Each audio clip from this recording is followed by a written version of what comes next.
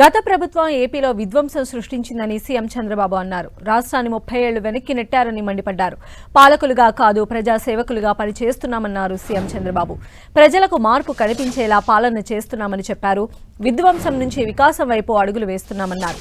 కూటమి ఐక్యత కేంద్ర సహకారంతో ఏపీకి ఊపిరి పోశామన్నారు సీఎం చంద్రబాబు.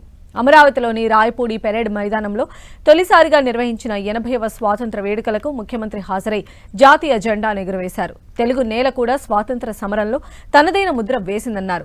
80వ స్వాతంత్ర దినోత్సవ వేళ ఏపీ ప్రజలతో పాటు ప్రపంచ వ్యాప్తంగా ఉన్న తెలుగువారందరికీ ముఖ్యమంత్రి చంద్రబాబు హృదయపూర్వక శుభాకాంక్షలు తెలిపారు. ఎందరో మహనీయుల త్యాగాలు పోరాటాల ఫలితమే మన స్వాతంత్రమని అన్నారు. వారి త్యాగాలకు నిజమైన నివాళి అంటే దేశ భవిష్యత్తును మరింత గొప్పగా నిర్మించడమేనన్నారు. దేశం నాకు ఏం చేసిందని కాదు, దేశానికి నేను ఏం చేయగలనని అందరూ ఆలోచించాలని కోరారు. 2047 నాటికి వికసిత భారత్ స్వర్ణాంధ్ర సాకారం చేయాలన్న సమున్నత లక్ష్యంలో ప్రతి ఒక్కరూ భాగస్వాములు కావాలని సీఎం చంద్రబాబు పిలుపునిచ్చారు.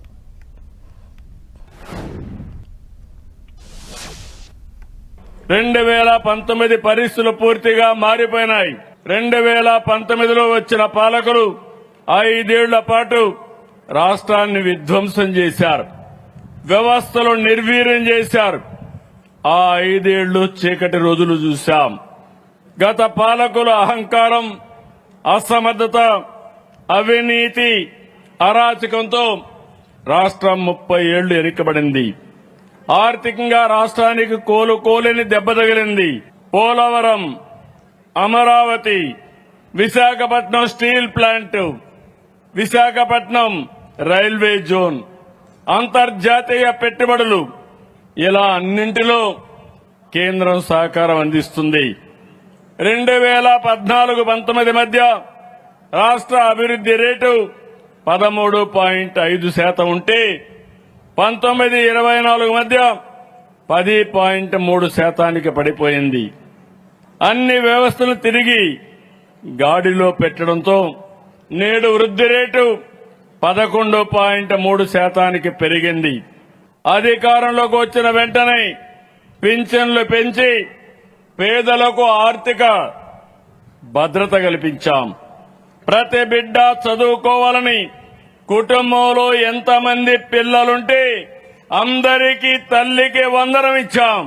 తల్లికి వందనం సాయాన్ని ఖర్చులా చూడకుండా పిల్లల భవిష్యత్తుపై పెట్టుబడిగా భావిస్తున్నాం. నిరుద్యోగుల కోసం నైపుణ్యం అనే ఇంటిగ్రేటెడ్ ప్లాట్ఫామ్ తీసుకొచ్చాం. మెగా డిఎస్సి 2025 ద్వారా 15,941 ఉపాధ్యాయ పోస్టుల్ని పారదర్శకంగా భర్తీ చేశాం.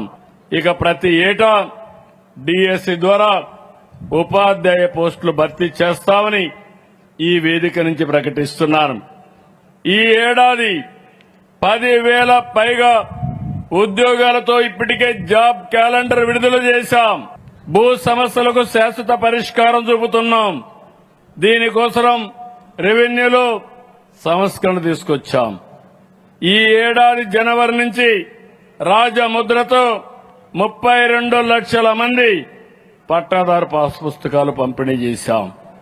వచ్చే మార్చికి మిగిలిన 9,365 గ్రామాల్లో రీసర్వే పూర్తి చేసి 68 లక్షల మందికి పాస్ పుస్తకాలు పంపిణీ చేస్తాం. రెవెన్యూ సంస్కరణలతో 1,000 ఎకరాల భూమిని 22A నుంచి తొలగించాం. 2047 నాటికి అంతా గర్వించేలా స్వర్ణాంధ్ర నిర్మిద్దాం.